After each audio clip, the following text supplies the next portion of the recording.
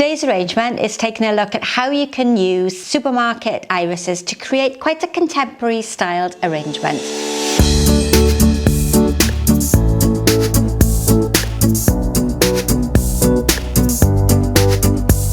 So welcome back to today's video. If you haven't been here before, my name is Sharon, and today I'm going to show you how you can arrange some of the irises that you will find in the supermarket during the spring in a more contemporary style. Now, I've previously done two arrangements where I've used the iris in a line arrangement, a very vertical type design. But today I'm going to go horizontally, so we're going to come out asymmetrically on one side, so an unbalanced arrangement, and I'm using this really attractive grey coloured tall thin vase. Now, often one of the problems with these tall vases is that it's hard to hide the floral foam at the end of the design. You've got to sit a plastic container on top and then your foam, and it sometimes takes a lot of material to cover that foam, and then your design becomes quite unsightly. Now, if you want ideas to arrange without floral foam, then there's plenty of designs on the channel and you can pop back and have a look at those. But what I've done here is I've used just an ordinary carrier bag, or it could be the packaging from the flowers, or some cellophane if you've got that at home, to almost waterproof the container. That means I haven't got to put a plastic dish on top of there, and I've then got less foam to cover. So what I did was I used a carrier bag, just one that you might have in the house that you would carry your shop into the supermarket, and I've lined my container and then inserted my foam there on top. So the foam is really securely wedged in there. I don't need to add any tape to hold that into place because it really is quite firm. So avoid having too much foam showing, because then you have to cover it with lots of greenery, and if it's compact and too low down in the vase, you won't have any room to bring your flowers out at the side. So I'm going to start with bringing some of the twisted willow out to one side, or this is contorted hazel. I do have a habit of calling it twisted willow.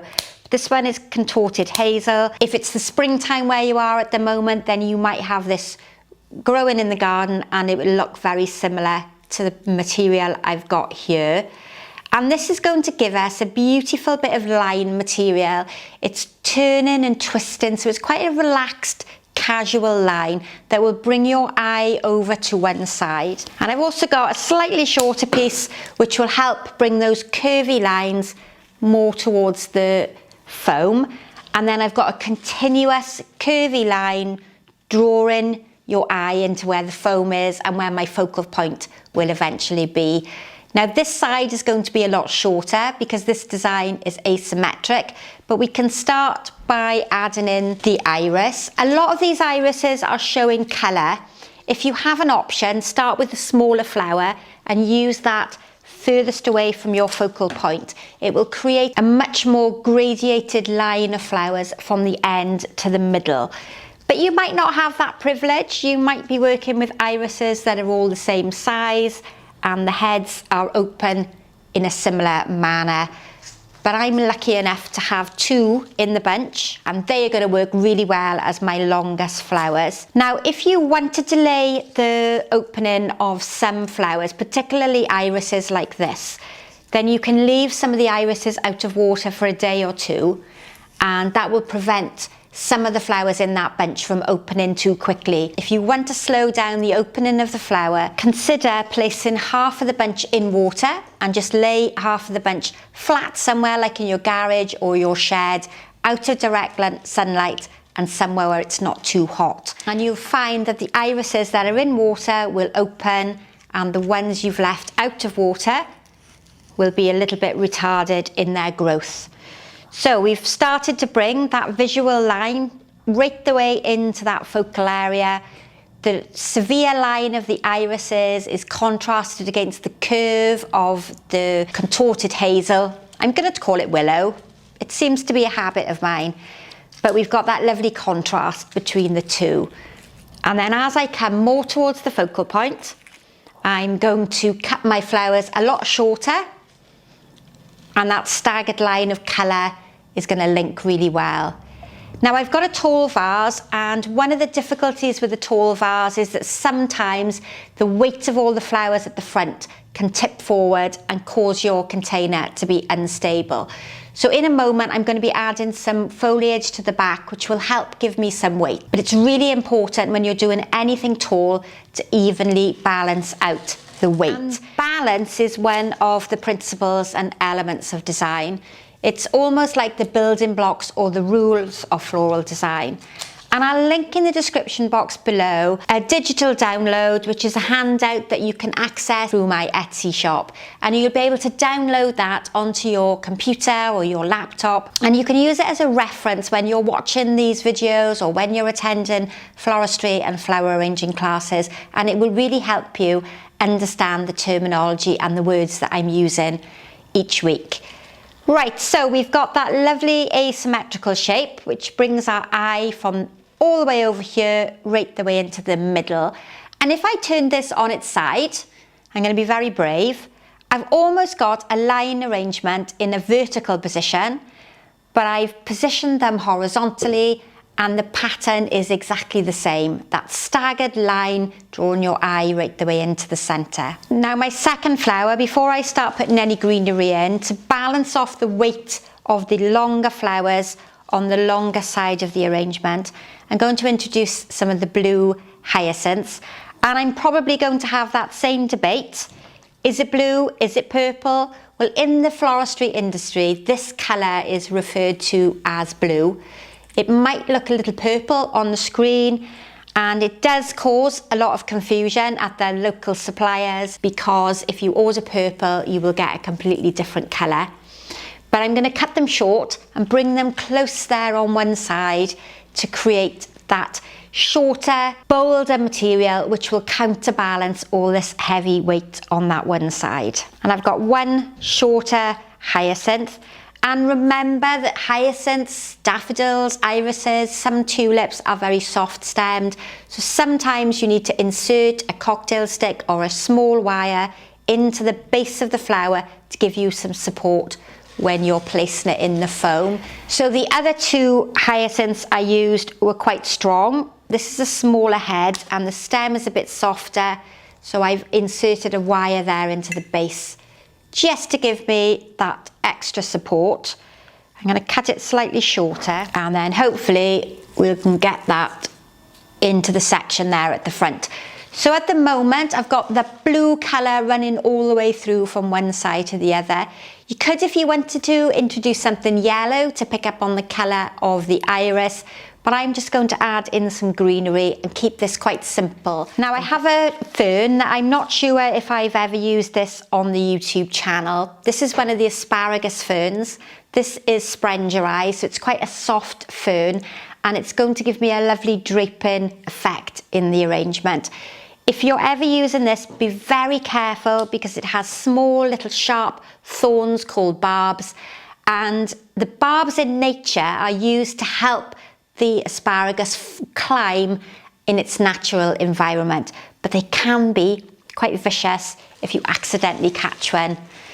So I'm going to start by bringing a little bit of the soft fern towards the back, and then work it towards the front of the arrangement and round to the opposite side.